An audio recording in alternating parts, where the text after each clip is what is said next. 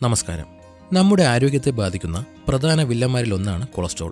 പലപ്പോഴും ഇതിനെ ഒരു സൈലന്റ് കില്ലർ എന്ന് വിളിക്കുന്നു. കാരണം ഹൃദയാഘാതമോ പക്ഷാഘാതമോ ഉണ്ടാകുന്നതുവരെ ഇതിന്റെ ലക്ഷണങ്ങൾ പുറത്തു കാണാറില്ല.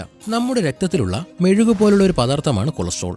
ഇതിൽ നല്ല കൊളസ്ട്രോളും ചീത്ത കൊളസ്ട്രോളും ഉണ്ട്. ചീത്ത കൊളസ്ട്രോൾ കൂടുമ്പോൾ അത് ധമനികളിൽ തടസ്സമുണ്ടാക്കുന്നു. ഇന്നത്തെ നമ്മുടെ തെറ്റായ ഭക്ഷണ രീതിയും വ്യായാമമില്ലാത്തതുമാണ് ഇതിന്റെ പ്രധാന കാരണം. കൊളസ്ട്രോൾ കുറയ്ക്കാനായി നമ്മുടെ ദൈനംദിന ജീവിതത്തിൽ വരുത്തേണ്ട പ്രധാനപ്പെട്ട മാറ്റങ്ങളെക്കുറിച്ചും കൊളസ്ട്രോൾ കുറയ്ക്കാനുള്ള 5 ഒറ്റമൂലികളെ പറ്റിയും നോക്കാം.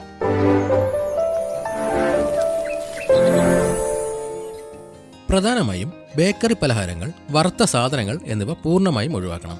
ഒമേഗ 3 ഫാറ്റി ആസിഡ് ലഭിക്കാൻ മീൻ, വാൾനട്ട്, ഫ്ലാക്സീഡ് എന്നിവ ഭക്ഷണത്തിൽ ഉൾപ്പെടുത്തുക. ദിവസവും കുറഞ്ഞത് 30 മിനിറ്റെങ്കിലും നടക്കുന്നത് ചീത്ത കൊളസ്ട്രോൾ 15% വരെ കുറയ്ക്കാൻ സഹായിക്കും. ധാരാളം വെള്ളം കുടിക്കുക. ശരീരത്തിലെ വിഷാംശങ്ങൾ പുറന്തള്ളാൻ ഇത് അത്യാവശ്യമാണ്. വെളുത്തുള്ളിയുടെ നീരും തേനും. വെളുത്തുള്ളിയിലെ അലിസിൻ എന്ന ഘടകം കൊളസ്ട്രോൾ കുറയ്ക്കാൻ അത്ഭുതകരമായ കഴിവുള്ള ഒന്നാണ്.